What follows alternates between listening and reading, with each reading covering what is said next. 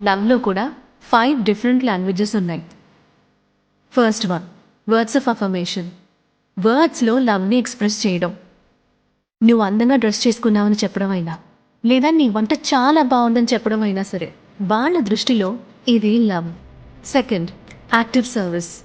వీళ్ళకి ఇలా వర్డ్స్లో చెప్తే సరిపోదు, మీ లవ్ని యాక్షన్లో చూపించాలి. షాప్కి వెళ్ళి వెజిటబుల్స్ తీసుకురావడం, ఇద్దరు కలిసి ఇల్లు క్లీన్ చేయడం, వాళ్ళకి ఒక రకంగా కాఫీ పెట్టి ఇవ్వడం కూడా యాక్టివ్ సర్వీసే. మూడవది, క్వాలిటీ టైం. జస్ట్ కాసేపు వాళ్ళ కోసం ఫోన్స్ అవి తీసి పక్కన పెట్టేసి వాళ్ళతో క్వాలిటీ టైం స్పెండ్ చేస్తేనే చాలు. Fourth is touch. సెక్స్ అని మాత్రమే కాదు, జస్ట్ ఒక టైట్ హగ్ లేదా ఊరికి చేయి పట్టుకుని నడిస్తే చాలు, అందువల్ల వాళ్ళు చాలా సంతోషపడతారు. చివరిగా ఐదవది, గిఫ్ట్స్. చిన్న చిన్న సర్ప్రైజెస్ అంతే.